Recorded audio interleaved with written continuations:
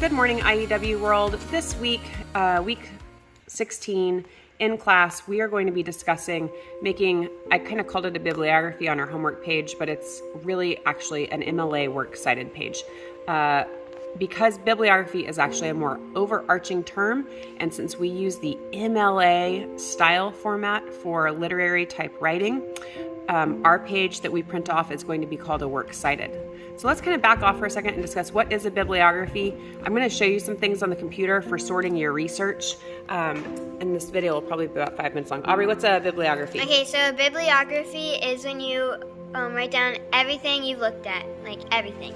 Everything. Everything. Books. But do you have to quote it in your paper? No. Okay. There are some other style formats, like APA format is a type of writing that we use for science writing that you would be required to, and if you're publishing something, you might be required to do it too, that you would reference everything you'd ever encountered that was informing your essay as part of your research project. So any YouTube videos you watched, maybe you don't end up quoting from them, you don't make a KWO from them, but you watched them and they informed you about your character, then that would become part of a bibliography. So then what do you think a works cited page is? A works cited page is probably when you put down all the source text that you take notes off of. Okay. That you put into your paper. Okay, so this is the things that we do KWOs and stuff from. So before we get to here, that means that you need to gather information. And Aubrey's going to kind of show you where she found information, and she's really panicking because she wants to be the one that gets to do this. But she's going to show us an online article. So she was curious about Eleanor of Aquitaine and her relationship with the church. So we were trying to find something to answer a specific question she had that wasn't in either of the books.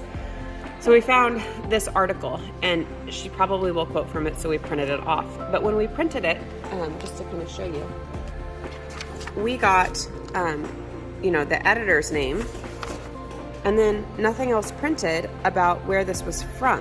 We have the date,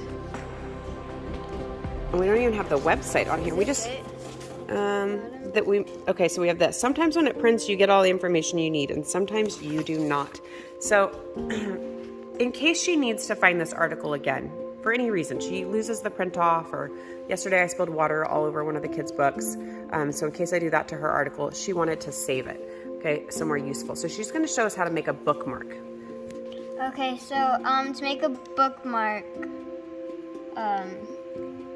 technically all you have to do is you come over here and you press this little star, and then you put it into so I have a folder.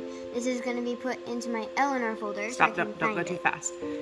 Where would you make a folder? Because they haven't made a folder. So we made a folder for her bookmarks related to this research project. So it would press more. And then if you wanted a new folder, you would press new folder, okay? So just do it right now. And just for the sake, let's go ahead and name this one for Annika, because Annika's going to be doing a Luna moth, so you can just write Luna in there. Oops, it's underneath Eleanor. Actually, maybe don't do this. Well, it's fine. Just go.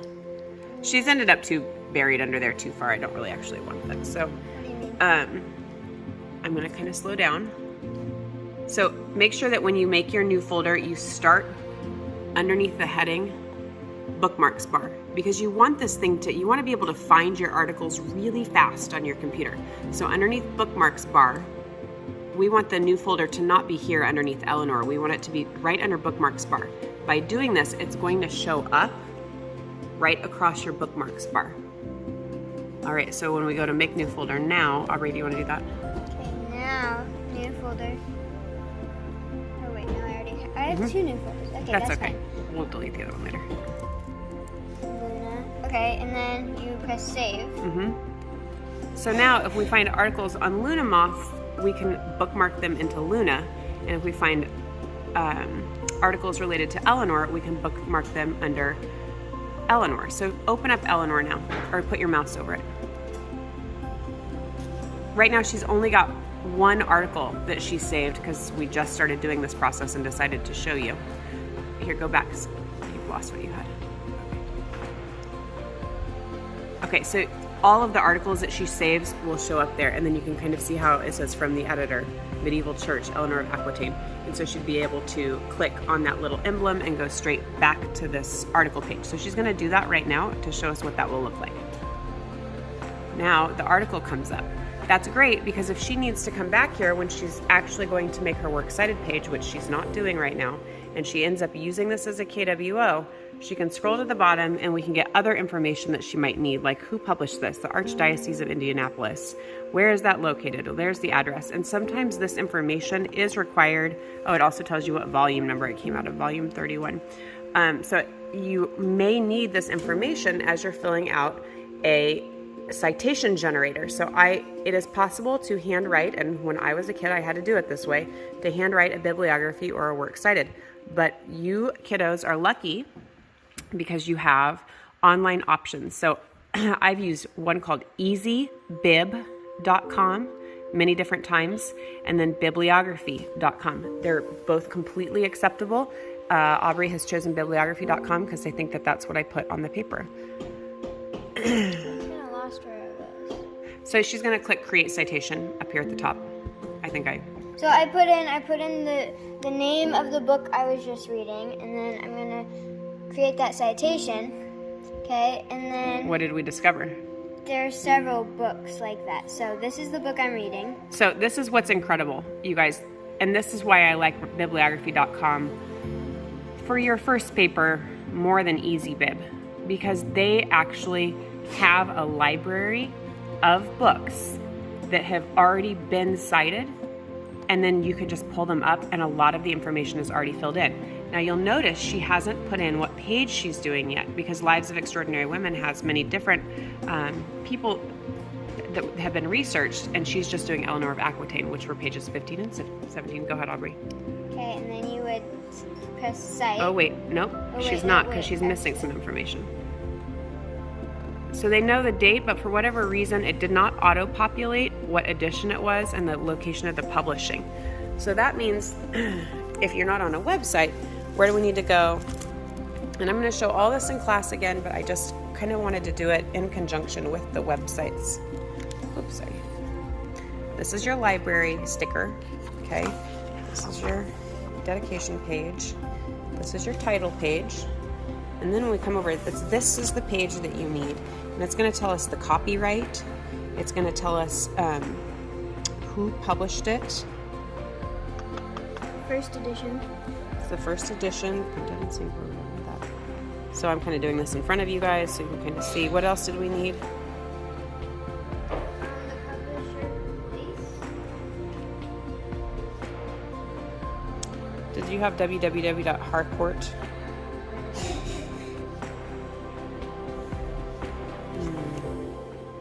Well, I'm going to probably not take your video time to figure this out, but we are, and maybe this is why they didn't have it auto-populated in there.